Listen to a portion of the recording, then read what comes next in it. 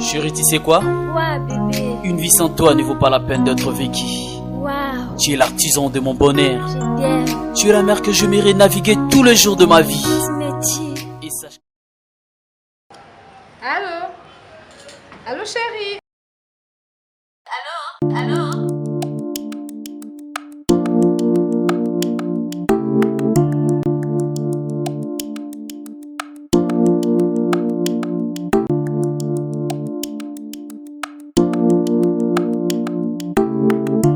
Oui, madame. Allô?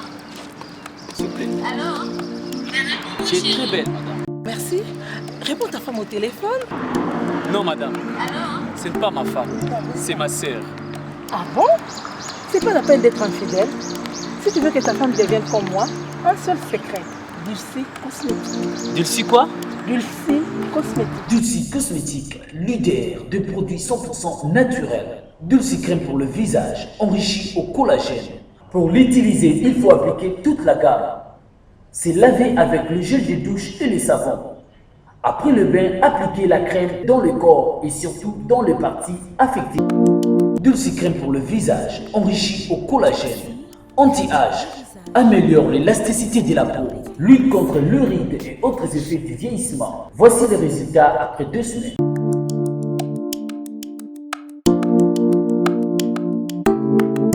Dulcie, crème pour le visage. C'est ma femme, hein? Je sais que c'est ta femme. Donc, maman là-bas. Messieurs. Oui. C'est ma femme, hein? Oh. Donc, maman là-bas. Oh. Chérie, tu sais que tu es belle. Merci, Dulcie Cosmétique. Enrichi au collagène. Pour avoir un bon teint comme moi, Karine Pala, un seul secret. C'est Dulcie Cosmétique. Dulcie Cosmétique en vente partout en RDC. Dulcie est une gamme cosmétique afin que l'humanité entière en tire profit. Dulcie.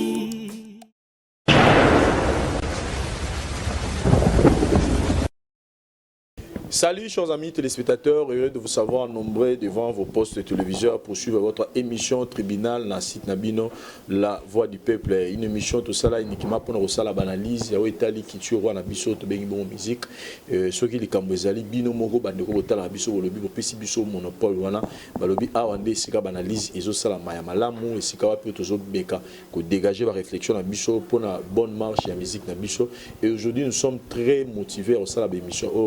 pour une simple et seule raison, les artistes musiciens bandimi yango balobi bo kende bo continuer yango parce que ils ont apporté biso quelque chose de plus, au moins bino bozozala au milieu du village, au moins bino bozozala na froid aux yeux, au moins bino toujours mona bozolakisa bozo permettre biso to yeba esika o toujours mekape ko tambola mabe. Chers amis téléspectateurs, hier on était très heureux, très émus en plus ya romona sur un même podium l'artiste musicien JB Piana Papa Chéri o assez bon ko clôturer 50 ans d'âge naïe année à 51 et nous avons vu comme invité Adolphe Dominguez Ouazali, ami de longue date naïe, tout le monde qui fait rigoler à Jésus de Nias Ouazali, bon moi na ya muninga naïe Weranson ou ya bimisa la musique et tout le monde qui héritier Watanabe Ouazali pe moi na ou muninga naïe Weranson na bimisa la musique et tout le monde qui participation pe abatu belé ba ki wana pona ko soutenir ambiance wana concert de qui tellement bien mais na angle mususu to mingi un peu to mekape ko solo la na yango na likambeta de soutien au clan Wenge. C'est vrai soutien au clan Wenge, mais est-ce que soutien au clan Wenge wana ezali ezo sala manangambo ya Papa Chéri avec un cœur sincère to ezali juste ba rendement de compte to ezala ka ennemi na yo akomi ami na yo. Voilà, donc tenir un peu tout mekapé ko yeba ceux qui ezo ça m'a vraiment la cœur sincère toné nini. Et puis de l'autre aspect des choses to le bela bongo di kambeta libana ya ba musicien na biso to par rapport à biso bato to simba micro ba scoop le ça la sur artiste et musicien par rapport à bana o ba bandonaka. On a vu le premier scoop et salamara ya mon affaire ego là où il créa scandale et même bébé sa crédibilité de réputation et à star na biso amené ne Ferrigola. Et puis il y a l'autre monde il y a Kofi Olomide il y a à boire et à manger dans le dossier en haut, on met un peu le belapi, tout le monde a ouvert en son, tout ça a publié teaser à clip naé avec la participation de sa fille Exaucé Ngama. Tu as un peu tout ça moi pili nawe taliban na yabastar na biso et aujourd'hui nous allons essayer un peu de faire toutes ces analyses avec Thierry Mumbaya. Le long on doit les reconnaître qu'il est accepté et admiré de tous. Bonjour Thierry Mumbaya. Bonjour Vincent Tuluisi, bonjour Nabane Konyon sur la biso. Voilà Thierry, déjà première impression na yo pour na événement où tu les cas d'auto le barrage le dimanche parce que bah concert monsieur Banda Eko Tarami après 0h il y a clôture il y a cinquantenaire il y a Papa Chéri JB Piano. Clôture il y a cinquantenaire JB nous a encore une fois de plus confirmé que pour les 50 ans ils ont représenté grand chose. Pour les années il y a jubilé s'il faut le dire comme ça a jubilé 50 ans d'âge naïe c'est comme ça il a eu suffisamment le temps on créé bah concert bah production bah multiples productions s'il faut le dire seulement pour prouver aux gens combien c'est vraiment quelque chose de très important dans sa vie qu'on fêter bah année où il nous va permettre de vivre seulement et s'il faut parler de cet événement les locaux déjà vont compromettre sur la quito quoi ils bien mais bon il s'est fait plaisir comme on a que il a réussi il y a qu'on rassembler bah artistes émission basé tout autour na Yoana local a invité autre parce qu'il faut aussi signaler il y a eu aussi crainte de l'autre part moni l'autre que les récemment avec le phénomène où Ranson et Quadraco Aman Kofi Olomide bah tu vas combien de mois qu'on bang disant que est-ce que bango peut ba ça les lots on a au moins arabe la dernière minute va désister na bango tu vas créer ba raison mais bon pour nous aller comme sous tout monde bango nyons toana et ça le plaisir et ça le plaisir tu mon ba na bateau toute bataille na lisu ya roloba que Papa Chéri a sali en hôtel na idée à rencontrer ne ba commission mabaka que koto tozana kan ya Kofi kan ya Wera Nenge Baneko Bima parce que là on doit souligner que ça on bon côté parce que ça m'a déjà image que quand il y a Wera, quand il y a Kofi, quand il y a Fali et de l'autre côté quand il y a Ferré, il y a Héritier, il y a Jibin Piana et Kofi Papa Chéri à ça qui ont été na motivation il y a Koloba qui comme quand on a babé les 22 et Bissopé quand la Bissopé les 23 vraiment je ne sais pas trop si photo appuyer thèse ou si photo appuyé mais c'est un tout petit peu de réfléchir tant que tu as la question j'ai directement pensé à un message notaire qu'on a en tout cas on va comme la biso tout comme nga bino bozo lo ba JB Piano et tout na ba musicien pour aller pour na ba mission bazana succès na ba mission ba ebani et même nga na réflexion du coup na ko ya na image JB Piano Angola à matière pays Ivoire un succès tu reconnaître na terrain boyé ba album Ozo Beta il a fait de belles chansons mais il y a un succès c'est-à-dire même dans le marketing à zéro, dans la stratégie à zéro, il est en Angola, mais bon, on peut monter à gens qui sont artistes et musiciens congolais, donc c'est comme pour dire qu'on rassemble les artistes et musiciens. Moi je dis d'abord les artistes et musiciens, parce qu'il faut te rappeler que bana yawe rakate mbazana na bana wenge parce que Adolphe faza mwana wenge amona we raté et le peu bon makambo ya bana moi des fois ça fait mal comme on a été fait gola ba longola mwana yawe ba bimisa mba mwana wenge pendant que biso to yebiso gilelo on a connu fait gola si aujourd'hui fait gola il est ce qu'il est aujourd'hui c'est parce que maison mère Izalaki. Moi je ne pense pas na souhaite na lobité que ceux qui Izalaki non mais na wenge o ya 4x4 tout terrain batika la espace toujours information, toujours histoire et tout. Donc, tu reconnaître que bano bazo tapé JB poids parce que faut qu'on se le dise aussi. Tu as bien dit bon on a peu poids et puis que ça c'est important dans le monde musical. Mais ceux qui te même on a soutien au clan Wenge. Soutien au clan Wenge déjà une fois tu l'obéis l'histoire on peut pas bloquer moi genre on a mais tu se répéter parce que l'homme faut pas comprendre ani tu changes la position tu mets toi analyser va fait. Tu analyser va fait mais ngala linga problème il y a des combats soutien au clan Wenge. To meka pe ko aborder on lelo vraiment ils a aspect très important tozo louer idée wana ya Papa Chéri il y a soutien clan Wenge ndé na oteko loba hier je pense qu'il déranger batu belé dans na lobby que Papa Chéri a président bon na éviter et si quand on soit basangani décider azala ka moko peu importe décider bato bazana yé o balandi décider bazara pe na influence mais ngala lobby teke papa ngana ce qu'on a cadre été à Golobaki Papa Chéri dominé Weranson Papa Chéri dominé Blaise Boula Papa Chéri dominé Didier Massela. Moi je n'ai pas dit ça. Moi je dis que JB Piana étant que président ya Wenge musique à 4x4 ba Wenge tout habitant et bimi na César roi yazaki président et ba Wenge tout bimi na C et yé azana charge wana ya patrimoine wana yazana charge ya patrimoine parce que yé azala président avant ba Wenge nyonso izala Donc j'ai pas dit que na wenge wana jiba wana fuku misawera jiba wana gangela faire nani Didier Marcela toi ba no suspendre Blaise Boula na lobi bongote na lobi que étant que président il faut avoir un souci et loko ya salaki qui est continuer bien ma lelo na lingi na epengela na angle mususu Thierry Mombaya balobi la charité bien ordonnée commence par soi-même te bi que wenge panzanaki mutramutu azwaki eteni na yaki ko évoluer JB a bêti sur le soutien au clan wenge eza conception moko meilleure mais ce qui n'a pas moi sima normalement il y a un moment JB Piana azaki vraiment na unité makasi na unité témé azaki une très bonne relation à Fally Poupa il y a même des photos tout le monde même JB na anniversaire il y a Fally Poupa na cité du fleuve. Quelques temps après, tout le monde a dit Fally Poupa. Déjà, Fally Azara, déjà dans le système, il y a un respect. Mais selon mes analyses, on a remarqué que depuis première apparition, il y a Fally. Dans ma tanga, il y a Papa, il y a Gwepa, Papa, il y a Koffi Olomide. C'est depuis ce temps-là, on a Jiba Koma, moi, silence moro, il y a Fally Poupa. Moi, silence moro, bota. Et c'est par là, après, où me la guitare, il y a un slogan, il y a soutien au clan Wenge et Robima. Et quelque part, c'est comme si, selon mes analyses, c'est comme si Moutunion so oyo alukaka ko s'attacher na les grands mots pas honorés à comment honorer personne n'a évité pas JB Piana. N'a évité ceux qui ont sali constat. Déjà, la plan la vato kota pena na embêter le soutien Wenge. S'il faut pénal tous à la moins clair sur ces points-là, déjà les artistes et musiciens nous ont montré quelque chose ils n'ont pas trop bien. Ceux qui ont en bon terme, voilà, c'est ça le problème. Ceux qui ont réfléchir, mais qui ont troublé le temps qui est Fabregas. Ça bien Koffi Olomide à l'époque, pendant que Koffi Olomide, ton nom en train de mais pas Fabregas qui est dans la Zamba. Il trouble là tout et puis voilà, tant que MP au foot a confirmé qu'il y a papa Zaniga, papa Kouloutou, donc il est parmi les rares musiciens si photo Luka, une ou deux, trois têtes, Bazamouki. Et ça bon il faut vraiment que les gens acceptent tout le bras certaines vérités. Parce que les lots, ne pensez pas que ceux qui JB se positionnent, n'est pas se positionner, on les appelle par hasard, non. Parce que bah talent, oui, héritier c'est un talent. Faire rigole également ça va tout confirmer va prouver biso na to salelo moko to megana ko vanda na likambo wana ya mamba Fally na JB et puis c'est aussi ici on est au côté sikoyo dossier ya bana ya Wenge parce que wana pesa matière eza makasi wana mais matière wana oloba c'est un analyse na yopé parce que ngala sala ka constat que depuis on dirait bah yena JB fallait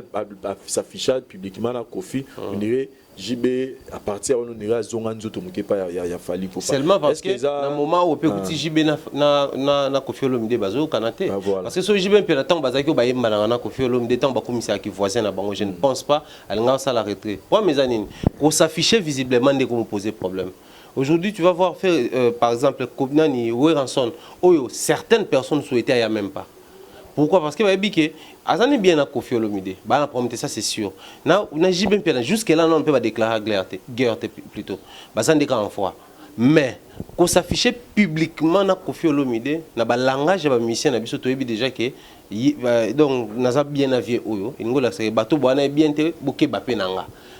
Quoi de plus normal JB Piana à agir bon. Ce que tu as dit la paix, il y a apparition avant on a fait Koffi Olomide plutôt Fally Poupa, na JB Piana et ça la mal société. Tu es imagine moi tweet, moi photo, moi certes c'est la super la non sincérité. Mais na nenge musique et kendelaka depuis ces temps là, tout cas là on a sont ensemble tout cas là on a été papa chez nous ya moro check bani tout ça ba pour ça la ne ba snap de temps à autre. Par là tout le motivation ça la soutien au clan Wenge ou takiwana. Seulement la question que je me pose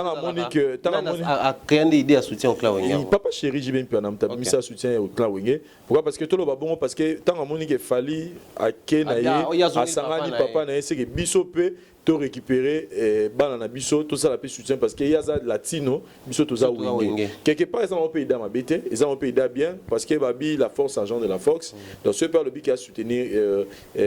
banango. Mais si ko surtout yesko na kati ya ikambango ya soutenir les clans Wenge. Tout cas, on a concert à lobby, tout le monde participation, il y a fait rigola qui n'est pas de Wenge BCBG. tout le monde participation héritier Watanabe qui n'est pas de Wenge BCBG. Oh bazaki ba tête affiche il y a soirée wana le parce qu'Adolphe Aza ami ya JB wana to compter pena milité mais nanga moi JB Piana je pense que Mignon Abraham Azana Kinshasa je pense que nani Shengeng Azana Kinshasa vraiment na mémoire nanga en tout cas pour Papa Chéri à l'exhibition soutien clan je pense pas qu'il fallait d'abord tout le monde en a batona mi balé ba na concert wana deuxième aspect Lelo,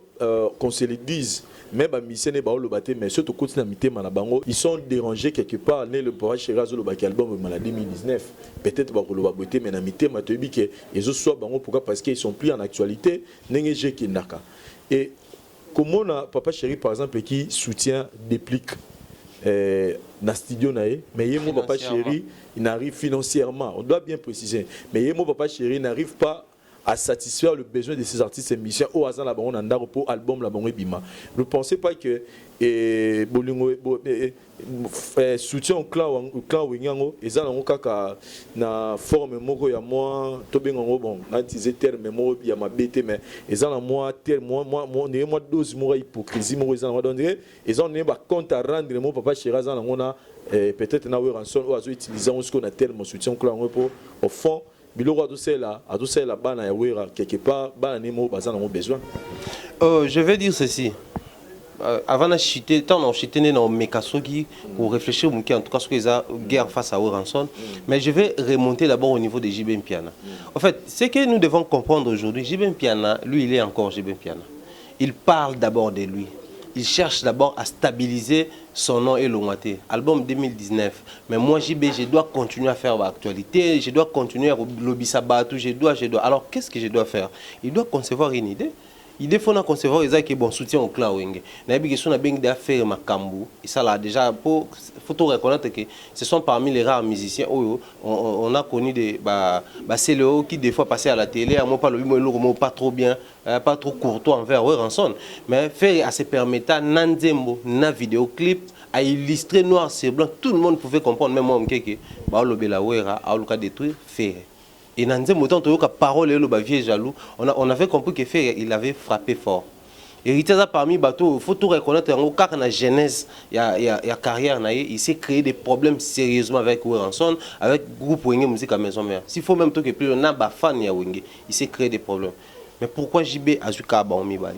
il s'est dit, tant on a reçu Bango, les gens vont parler. Quand les gens vont parler, nous allons JB Piana, vous comprenez? Pendant ce temps, moi je vais continuer à exister. Alors, dommage. On a bénéfice, on a bénéfice à héritier, on a fait bon, on a bénéficié des bails qui concernent le carburant, bien que Papa Chéri Kabela. Bon, là, tout le monde a anniversaire à Bill Clinton, à PC là, tout le monde a dépliqué à Bengaï, Nanda, ni manqué dans le studio, autant on a compté les affaires, à PC chiffre à Tokolo Barté. Donc, c'est pour dire, déjà, ils en ont bénéfice. Parce que j'ai bien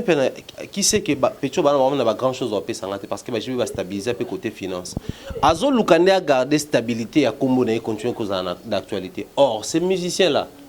tala yo to lobi am sous visiblement papa tala concert wana tant fait go la mataki.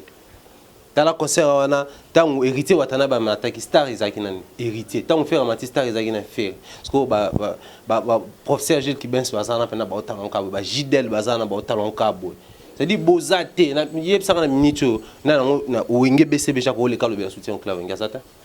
Mais Papa Chéri mo soit les qui questionne aux angate. Question les angate faire go la soit les qui questionne les angate. Donc ça dit JB comprendre que moi je dois conserver mon succès. Déjà il a dit ça je crois une ou deux fois dans les médias. Nga kutu Papa Chéri. Mais moi na ba boîte bo apesa ba kota ba boîte telo te ba luka na sel bon succès. C'est-à-dire pour JB Piana en tout cas ils allera ningi na comprendre pour nous a sauve qui peut.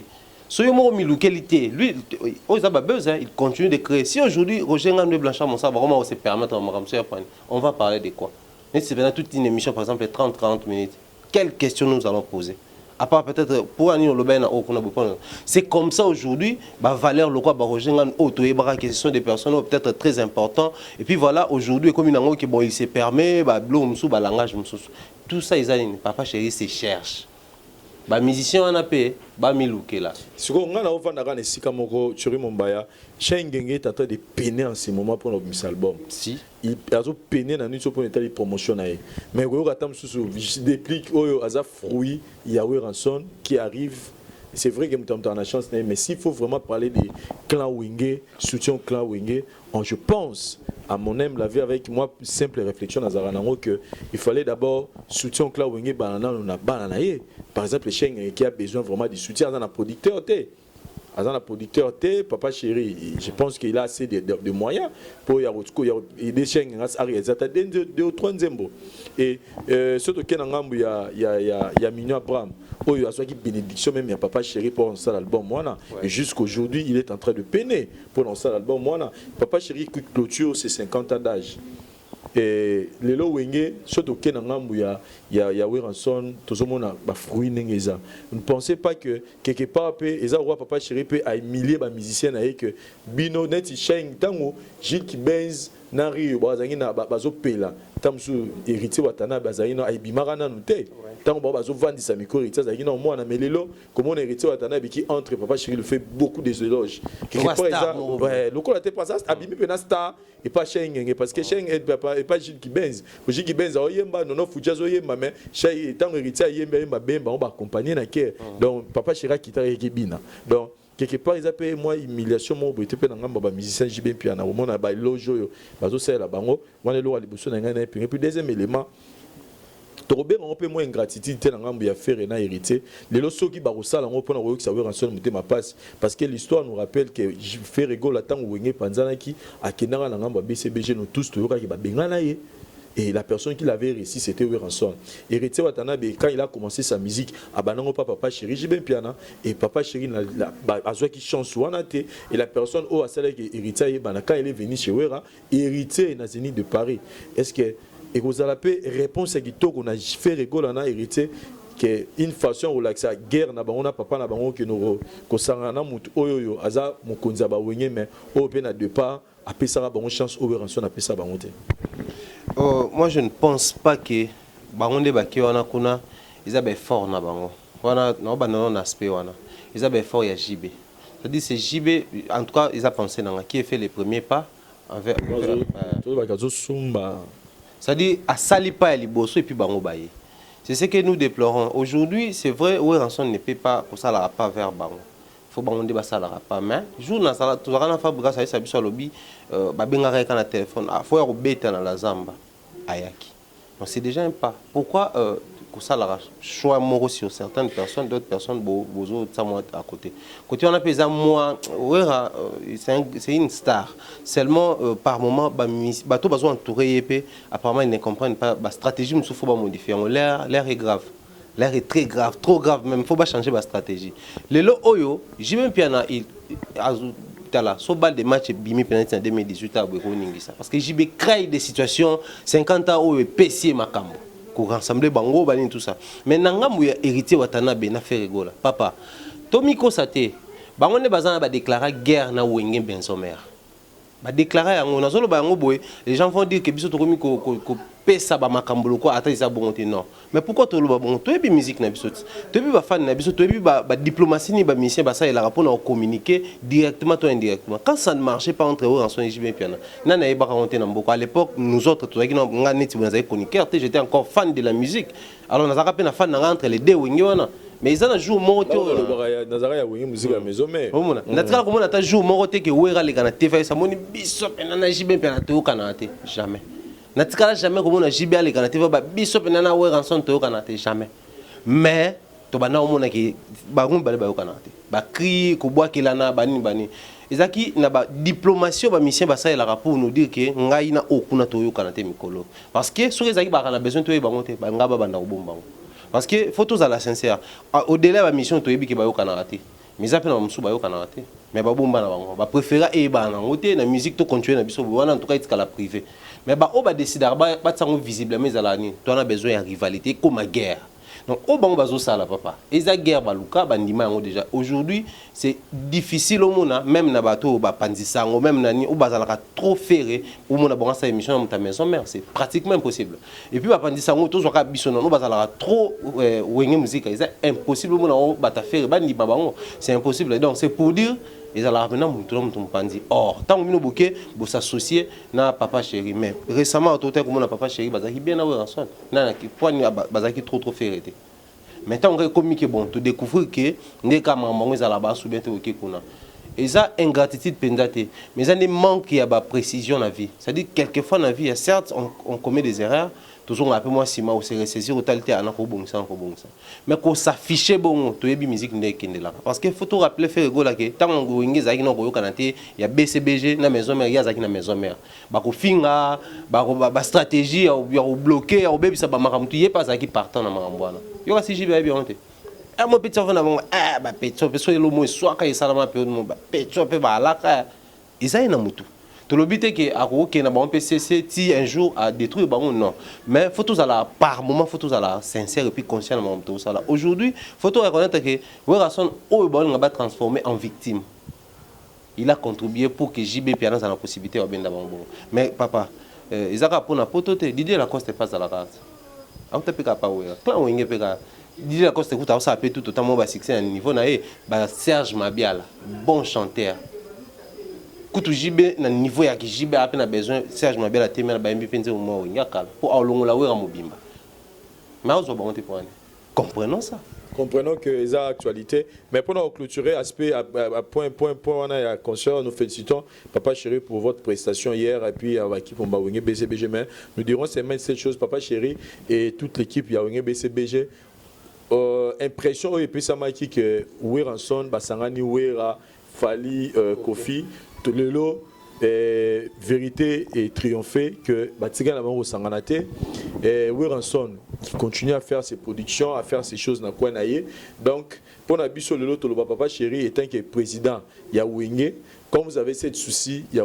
y a qu'au sauver Wingé, soutien au clan Wingé. Moi je pense que maintenant vous êtes rassurés pour comprendre les positions Wera parce que Wera sobi sera bagaz en concert wana ngakazala. Soka yete eza message mon ba pesibino surtout na ba émission ou salamaki avant concert wana message déjà pas jouer à pesibino. Moi je pense que na makamne ezo kendele faire héritier ba ko ya na mon pa ya Wera santé. Weranson même a obengana héritier na ba faire mais il peut y avoir une médiation. Ce qu'on peut croire en ce moment, c'est une médiation. Quand vous avez le souci de faire le soutien au clan Wenge, une très bonne initiative que nous soutenons. Maintenant, jouer rôle, il y a médiateur. Jouer rôle la médiation, on a que Luka Weranson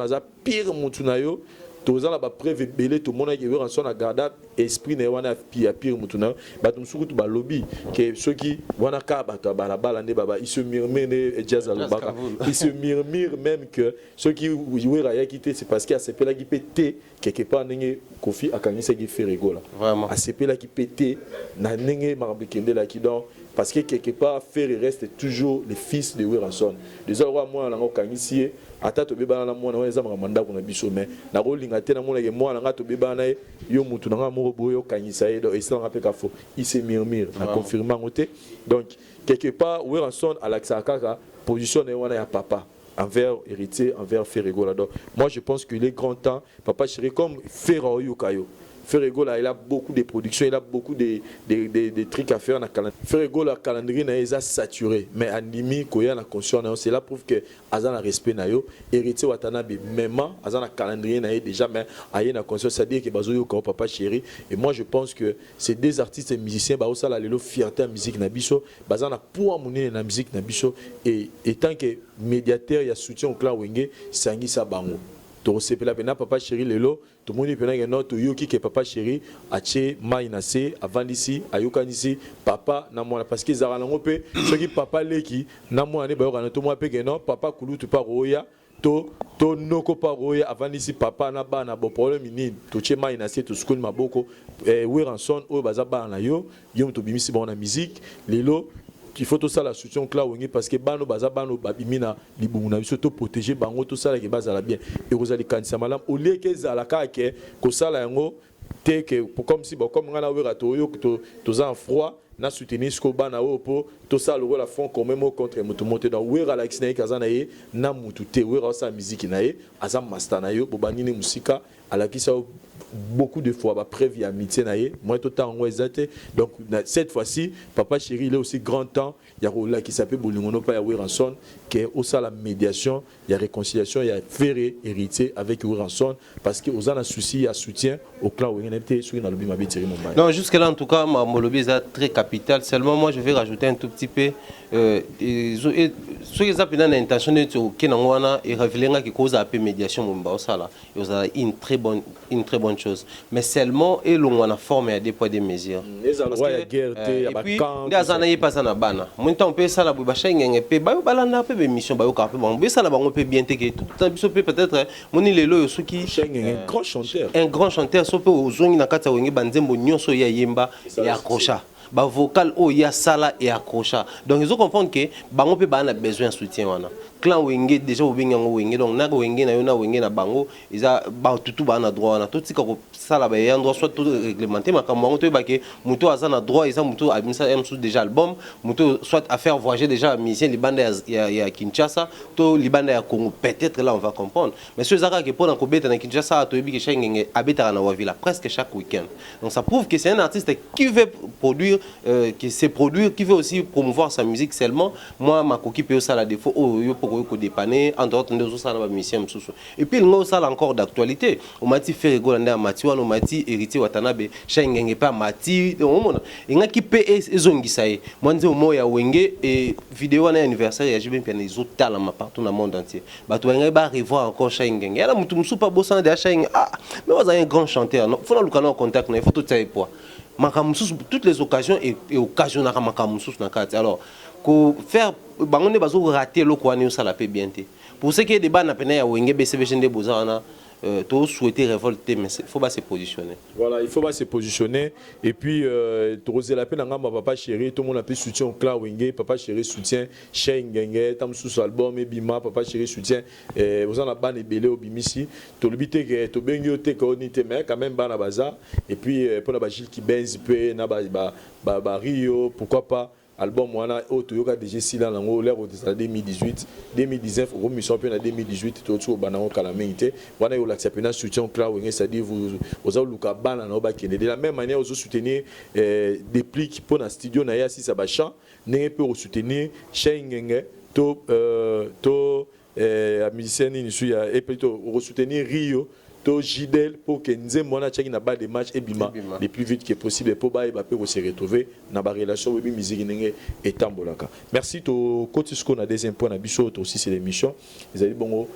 makamba ba scoop ya bana o ba musicien ba bota peut-être na ba condition mo boye qui base sur contacter. Est-ce que personnellement oui scoop to lukarango biso nyonso pour au ça l'actualité mais démarche biso be ba chroniqueur to mo ça lelo je pense pas qu'ils appellent une façon to mo luka pe ko salir pe ba musicien na biso parce que moi je me dis que ceux qui n'ont bonne relation na moni ba elinga likamo na mo ke likamo e ko sambusa mutu pourquoi pas tant bazora ba vidéo wana tant tozora ba vidéo wana je pense pas que et vous aura pas un intéressant net par exemple cas fait rigola tu bi makamni ni bima après diffusion ya vidéo wana ya mwana na wana pourquoi pas de on a biso azwaki vidéo wana ko repé que nous luka tam sou faire rigola c'est affaire dans la vidéo pour y a déjà que vidéo sur internet et au salir fait rigola pourquoi pas au Luka qui peut faire bon faire tant en vidéo parce que après tout ba vidéo on bima mais tout le monde avait le remou échanger dans côté na makambango et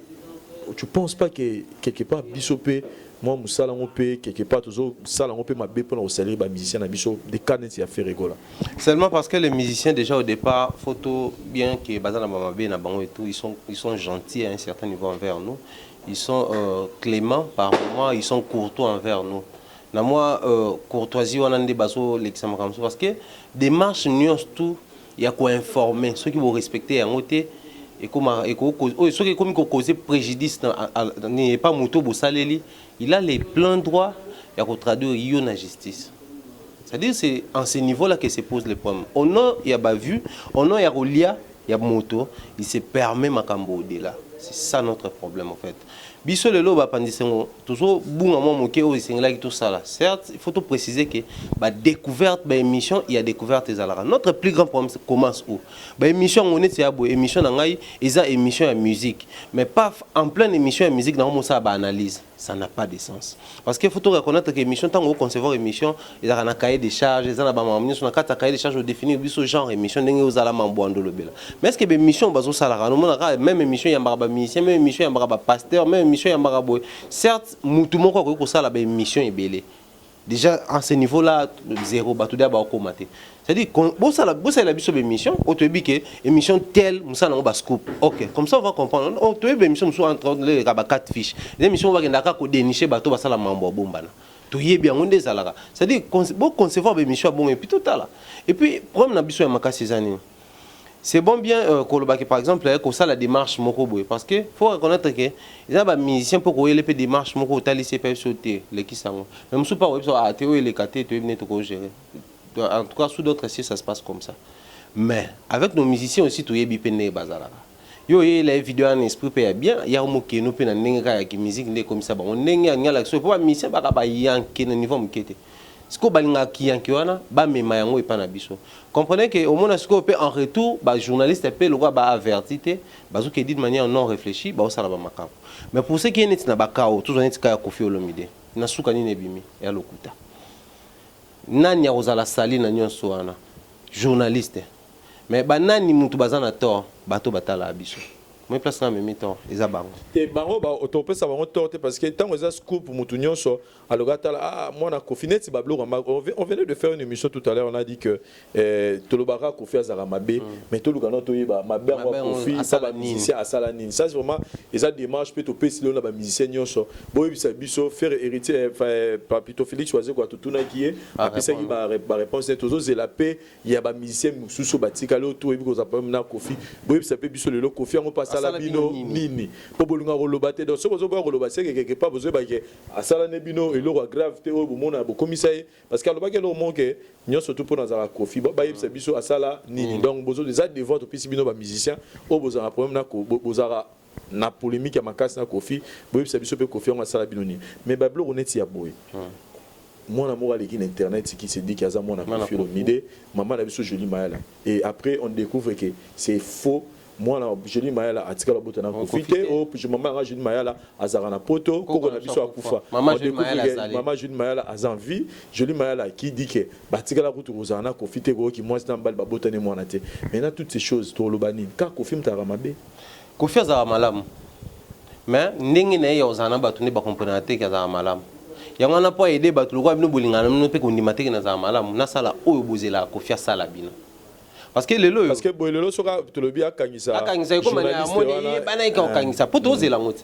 les premiers wana monde Koffi là lui il vit comme il vit sa vie seulement ba to bazela na ndemo soka mtapusa ke bana ve on a la mystique OK tant on sala mo mystique ce ko po yango ndo banozela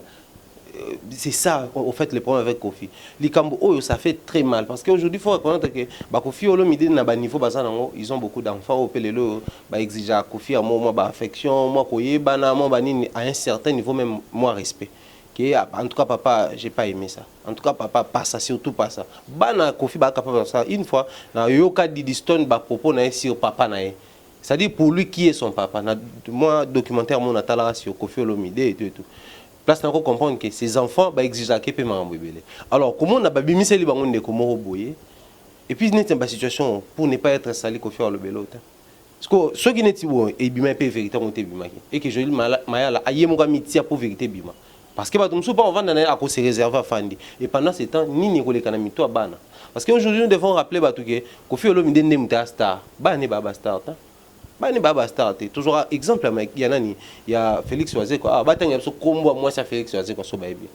to bana Félix Oazé quoi o kamna mutu tel so ki Chikito Oazé quoi o François Oazé quoi batanga la biso ba kombo na bon et na nyonso wana ezapé à un certain niveau faut ta ba musicien bango moko ba protéger ba vie privée na bango pe certes ça facilité mais moi ba exposition pe ya bana et ça la peine à monde mo biso pe to ko makuke ko luka moi je me rappelle tango Papa Taboulé, je crois, à Belaki, toi, avant Koufa. Et ça, je me suis dit, moi, dans les canaux CBS, je une seule fois l'émission, et puis, je me suis dit, je à l'école l'émission tout bonnement avant de simbi micro na ala ta pe ba veste je crois veste pena aolo ba ma beba musicien na bisone balinko bota trop neti papa taboulay et boté lui on a pena est-ce que c'est normal ba traduire la justice mais c'est limite ya mutu normal faut bota bana combien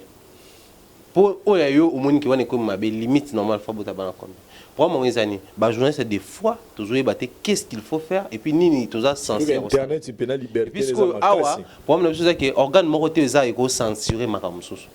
YouTube m'a bien tout ce qui est bloqué tout ça fort à caractère excusez pornographique né YouTube a sanctionné mais nous sommes éthiquement et les canaux il y a un monnaie posé sur le promo niveau to comme les autres c'est un souci que mutu moka salana pour nous sanctionner c'est une conscience ya mutu et ça là or mutu so conscience c'est zoyate ni ne ko kozong sa mutu na conscience et ça ka film but.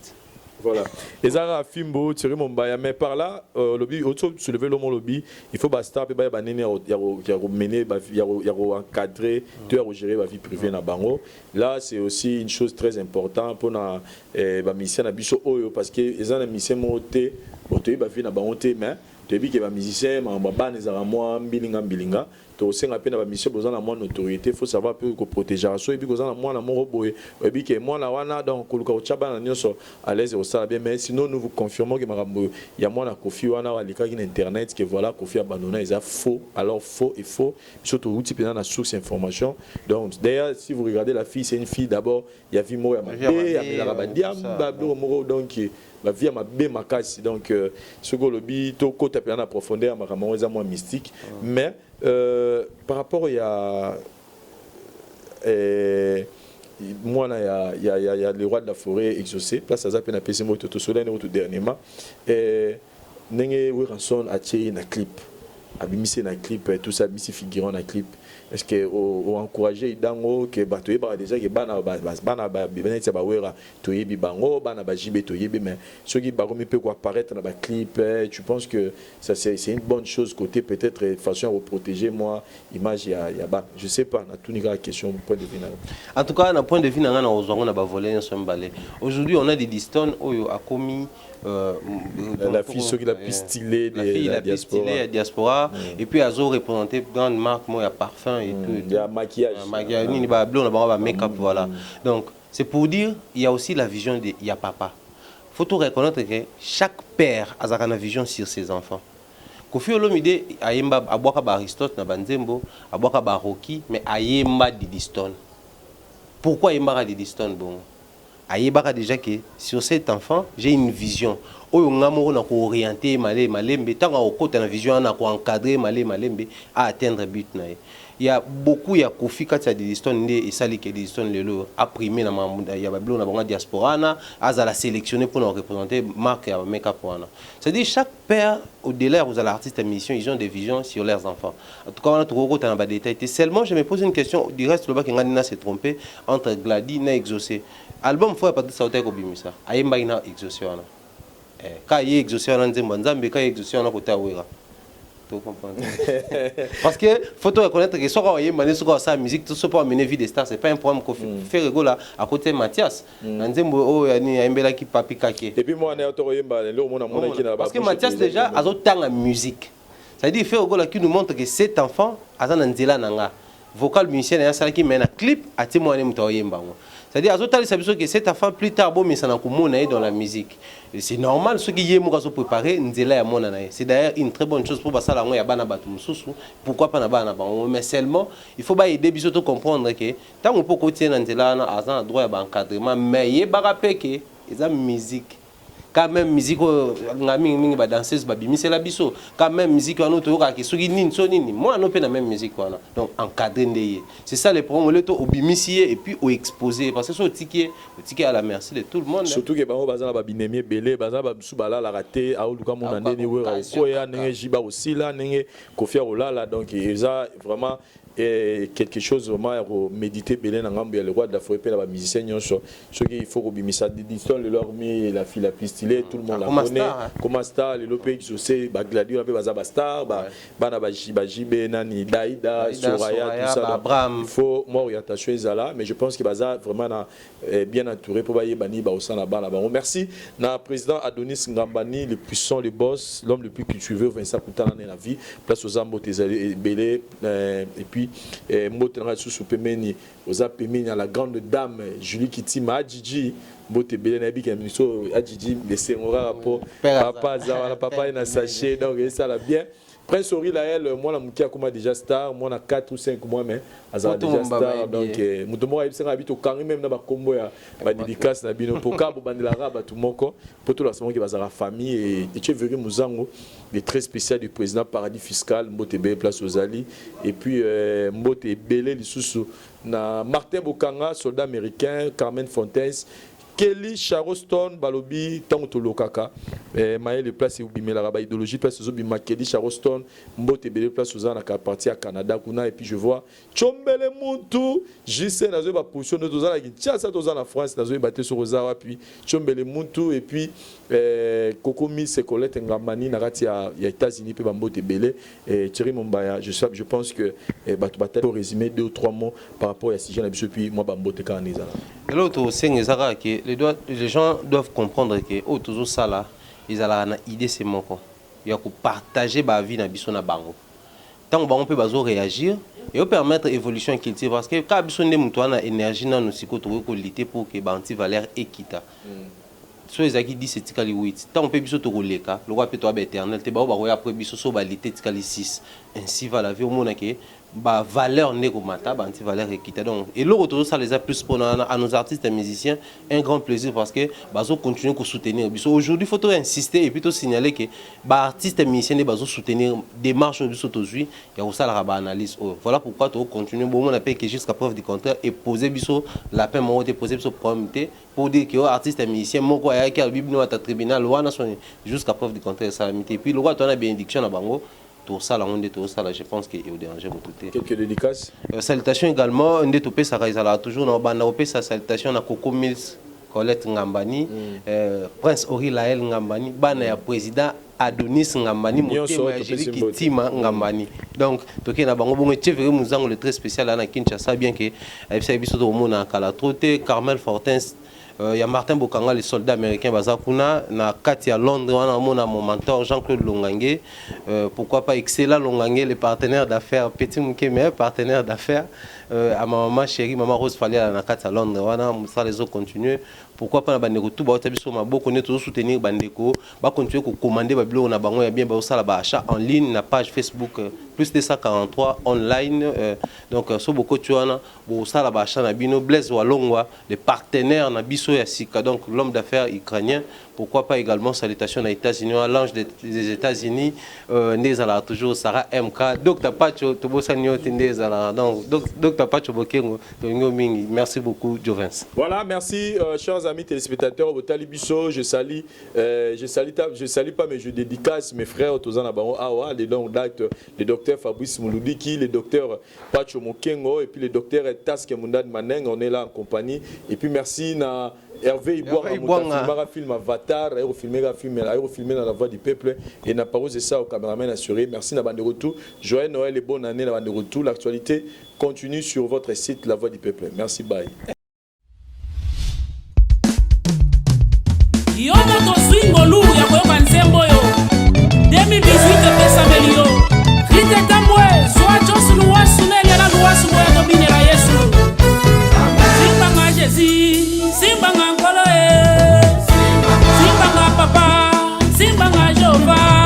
simba nga kwete papa nga na kwete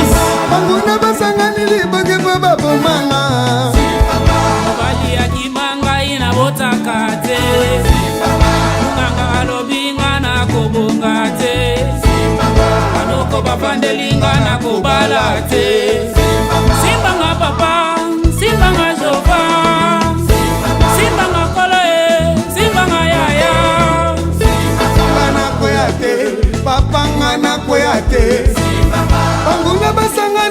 liboke po babomanga baninga bazobalanga nazobala te baninga babotanga nazobota te baninga bazobikanga nazobika te babela Yesu babela babela Yesu babela Yesu babela babela Yesu babela Yesu bakoma na mbongo babela Yesu babela Yesu bazwami kanda babela Yesu ale tango bakomi na mbongo bazini kanda bakimi Yesu yo bawangani Yesu yo Luc 17 11 à 19 banimi entere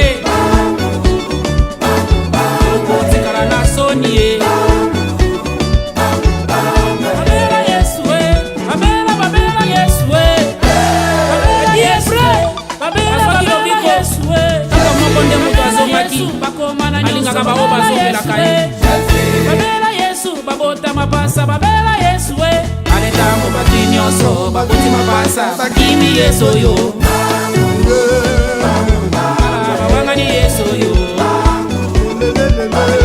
oyo bazongelaka ye ebokomi bato ya maba ye eboyaki netere okotikala na soni ye azali bolingo alingaka baoyo bayaka epa na ye kumama na yo nzambe ya paster Jires Ngandu église des soleils de gloire ale kala mingi te kala mingi te kala mingi te kala mingi te mingi te mingi te toko kanga ya ya na sakala bando kinyoso bombesana kolia bato desambre olio te evangile te yimbongwe tobo bandimi batongaka basali ya nzambe paster Augustin Mbona nzambe abona yo na bolingo za grande mabota Jani Luwasu aboya epa na nkolo aza malamu atoka mbeli Luc 8 17 ebisi biso o nyonso ya mabe ya molili ekobima na pwasa kala mingi te kala mingi te kala mingi te frere boyaka koshinda basere na kati eglize bakaba nyonso bokoma na bino basali ya nzambe boyi baprofete babakolaka basere mafute Isaac Luwasu nzambe akofuta yo na drumo betelie bilengi na kati na nkolo kobinela Yesu elengi na kati na nkolo kozala mwana elengi na kati na nkolo kosalela Yesu elengi na kati na nkolo kobinela Yesu elengi na kati na nkolo yo ndeko yaka yo ndeko yaka Lorine Okongo yo ndeko Narite Kupa yo ndeko yaka mapela Jimbongo papa mama boya bakoko boya tobina bilengi eza elengi komona bakoko lokola nisuka mona bakoko oyo ekomi ntango ya famille Luwasu bilengi na kati na nkolo okoma koko elengi na kati na nkolo yo ndeko yaka otie Luwasu tombola bendele tokota na 2018 avec gloire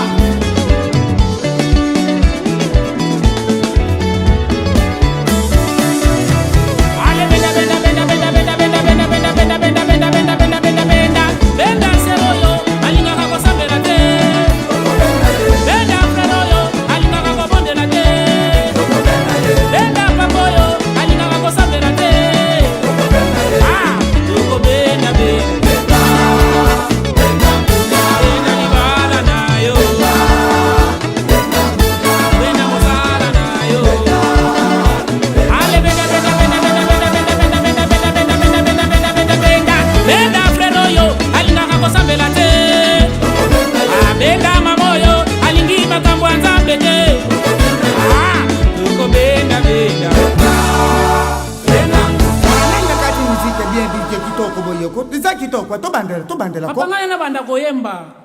obanda kuyemba izama bete kuyembela nzambe mwana na te papa miziki o te miziki wana miziki nini lisusu kasi miziki obaliaka bato te o bazalaka ebele wana baliaka bato o miziki abutu ya mbutumbutu o baliaka bango na bango te vienga dios mwana nzambe alobaka bongo te tobenda bango kati na nkolo mpo soki moko abongwani na lole eza feti tobenda bango na kati na nkolo eza bien petit loko bimisi bango na mkwasa ale soko na benda bango di